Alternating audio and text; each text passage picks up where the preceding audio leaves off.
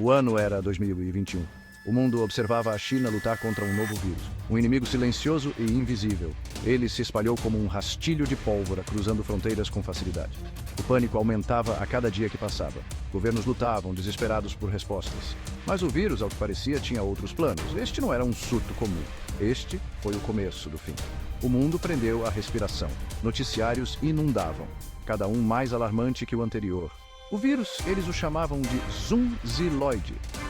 Um nome estranho para uma ameaça ainda mais estranha. Suas origens envoltas em mistério. Seus efeitos rápidos e brutais. O mundo estava em rota de colisão com o desastre e estava prestes a ficar muito, muito pior. Um voo internacional, repleto de passageiros inocentes. Entre eles, um portador silencioso, paciente zero. Ele carregava o vírus zunziloide, uma bomba relógio. O voo pousou, uma porta de entrada para o mundo. Ninguém sabia do perigo à espreita. O vírus havia encontrado seu caminho para fora. Dias se transformaram em semanas. O paciente zero, alheio, continuou sua jornada. O vírus, no entanto, havia começado seu trabalho insidioso. Ele se espalhou pelo ar, invisível e mortal. Cada tosse, cada espirro, uma transmissão silenciosa. O mundo permaneceu inconsciente. O relógio estava correndo. Eu me lembro daquele voo. Estávamos todos apenas vivendo nossas vidas, sabe? Ninguém tinha ideia do que estava por vir. Era só mais um dia. Brasil, uma nação de vida vibrante e cor. Santa Catarina, um estado conhecido por sua beleza. Foi aqui que o vírus escolheu atacar. O paciente zero, sentindo os primeiros sintomas. Uma tosse, uma febre, descartada como um simples resfriado. Mas já era tarde demais. O vírus havia se instalado. O vírus se espalhou como um rastilho de pólvora por Santa Catarina. Os hospitais ficaram lotados, mal equipados para lidar com a crescente crise. O mundo assistiu com horror enquanto o vírus se intensificava. O Brasil, antes um símbolo de vida, agora enfrentava uma nova realidade aterrorizante. O vírus zunziloide não era mais uma ameaça distante. Estava aqui. Pânico. Ele agarrou o mundo com uma mão fria. As fronteiras se fecharam. Os países se voltaram para dentro, desesperados para proteger os seus. O vírus não se importou com fronteiras, com política. Ele se espalhou, implacável e implacável. O mundo assistiu com medo. O impensável estava acontecendo. A Europa, antes um bastião de unidade, se fragmentou sob a tensão. A Ásia, densamente povoada, lutou para conter a propagação. Os Estados Unidos, uma superpotência global, se viram incapacitados. O vírus não discriminou. Atingiu o coração da humanidade.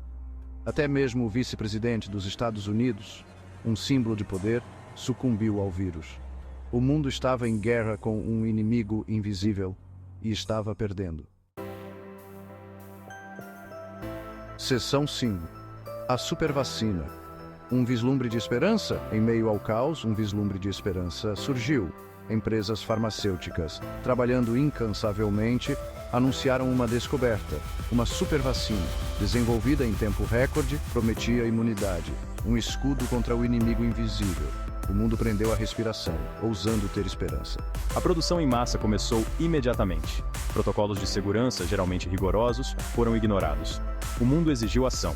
As apostas eram muito altas. Governos, desesperados por uma solução, aceleraram a distribuição da vacina. A esperança, antes frágil, começou a florescer. Mas essa esperança, como uma flor que desabrochou muito cedo, logo murcharia e morreria. Seção 6. A Fúria do Sol. Uma virada aterrorizante. A supervacina, aclamada como salvadora, logo revelou seu lado negro. Consequências imprevistas, um efeito cascata de proporções catastróficas. O Sol, a força vital do nosso sistema solar, começou a se comportar de forma errática. Erupções solares, sem precedentes em sua intensidade, irromperam de sua superfície. O mundo assistiu com terror. Cientistas se esforçaram para encontrar explicações. A comunidade acadêmica, antes unida em sua busca por conhecimento, se tornou fraturada. Discordâncias surgiram, teorias se chocaram. Mas uma coisa era clara. A supervacina estava de alguma forma implicada. Teriam eles, em sua pressa para salvar a humanidade, liberado uma força além de seu controle? Seção 7. A mutação começa. A ruína da humanidade.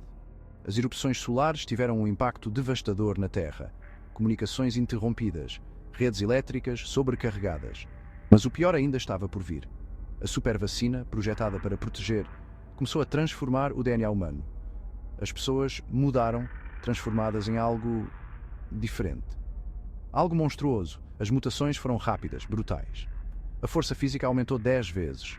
Os sentidos aumentaram para um grau não natural. Mas com esses aprimoramentos veio um preço terrível. A humanidade foi despojada, substituída por uma fúria primitiva, uma fome insaciável. Os infectados, antes vítimas, eram agora predadores. A humanidade não estava mais no topo da cadeia alimentar. Seção 8. A sombra de Sheng. Sussurros de conspiração. O mundo, já cambaleante com o vírus e as erupções solares, agora enfrentava um novo horror.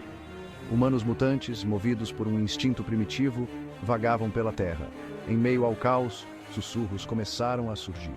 Sussurros de uma cidade chinesa, Xi'an, e sua conexão com o vírus. Agências internacionais, com seus recursos escassos, começaram a investigar.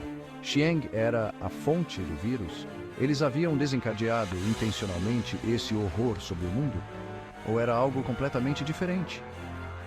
A linha entre a verdade e a conspiração se confundia.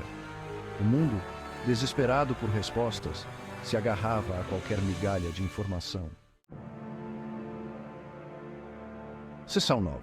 A resistência se levanta. Um herói surge. No coração do Brasil, uma resistência começou a se formar. Um pequeno grupo de sobreviventes, imunes aos efeitos da supervacina, se uniu. Entre eles, um líder emergiu. Um homem chamado, vamos chamá-lo de Jace. Eu vi a supervacina pelo que ela era, uma aposta no futuro da humanidade. Eu não podia simplesmente ficar parado e deixar acontecer. Jace, conhecido por sua coragem e resiliência, havia recusado a supervacina. Ele reuniu os sobreviventes, oferecendo esperança diante do desespero. Ele viu a luta pelo que ela era, uma batalha pela alma da humanidade. Ele não deixaria os infectados vencerem. Ele lutaria por um amanhã melhor, mesmo que isso significasse sacrificar tudo. Seção 10.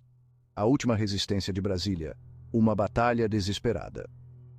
Brasília, antes um símbolo do progresso brasileiro, era agora um campo de batalha. Os infectados, atraídos pelos sobreviventes restantes da cidade, convergiram para ela. Jace, junto com seu grupo de combatentes da resistência, se preparou para uma última resistência desesperada. Eles estavam em menor número, em desvantagem, mas não sem esperança. Podemos ser poucos, mas temos algo que eles não têm: a vontade de sobreviver. Lutamos por nossa casa, por nosso futuro. A batalha durou dias. Prédios desabaram, o ar denso com o cheiro de decadência e morte. Jace, um farol de resiliência, lutou com a fúria de um homem protegendo sua casa. Ele sabia que as chances estavam contra eles, mas ele se recusou a se render. Ele lutaria até seu último suspiro. Seção 11. Um novo mundo. O preço da sobrevivência. A batalha por Brasília terminou. O custo, imensurável. Os infectados afastados, mas não derrotados.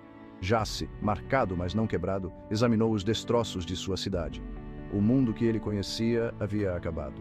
Em seu lugar, uma nova realidade.